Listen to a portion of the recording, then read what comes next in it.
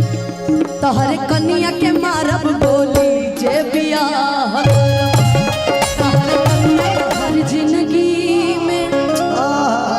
हाँ कि जहर जिंदगी में घोरबू तबाह करबू कि हमर मुअले मुहवा देखबू जे बियाह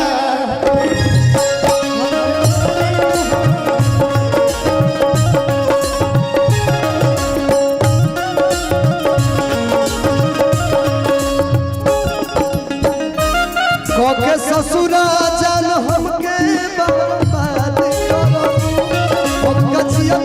जान हमके बर्बाद करो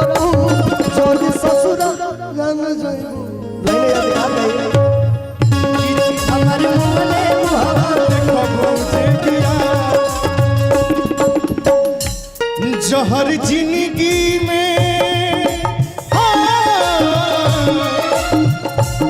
जहर जिंदगी में घोरबू तबाह करबू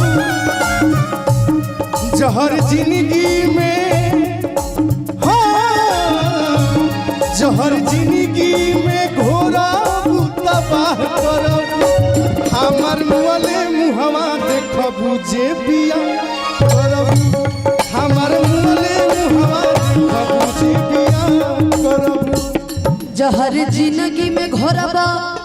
हरे तबाह करबा तोहर कनिया के मारब गोली जे बियाह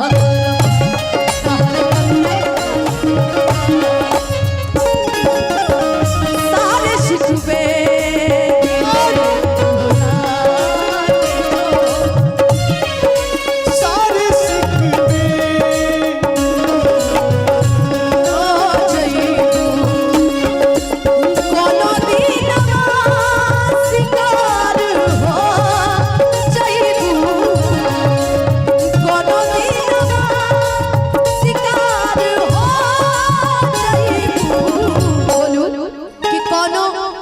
शिकार हो जाइबू और कि हमसे मिलबू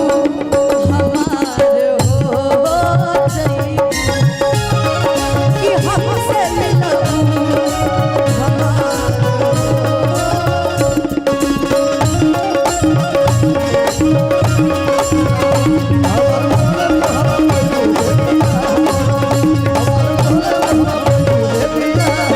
अब आप लोगों के बीच पता नहीं कौन सा गाना भाई चंदन चंचल जी गाना के बिना तोहरो गाँव के बारात अधूरे हुए हम जानते हैं लेकिन हम चाहेंगे ना एक गाना युवराज अकेले युवराज अकेले एक गाना बस एक गाना गाओ क्या एक गाओ गाना। अकेले खुशी गम दी वही वाला गा दो कि खुशी कम देवेली बेसी गम देवेली गाओ अरे ये बोल रहा ना तो कह दो कि इश्क मोहब्बत डंके की चोट पे करते हैं नफरत भी डंके की चोट पे करते हैं बात खत्म हो गया पियर फरक है वाली गा दो डरना क्यों पियर फरक है वाली गा दो गा दो गा दो गा दो सतपाल बेबी फरमाइश गा दो का गाने बोल रहा है ना तो बताइए ना जरा गाड़ी में भूल कौन सा रहे गाना गा रहा है बताइए ना जरा भूल रहे भैया कौन सी से बेगी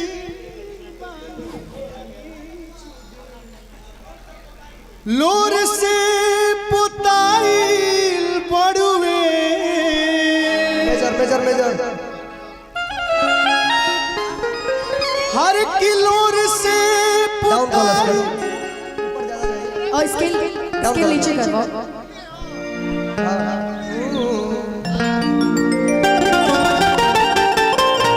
लोर से पुताइल पड़ुए अरे पीरिए परान छल पीरिए परान हो से चिठिया लिखत रोले होई है आई हो हमर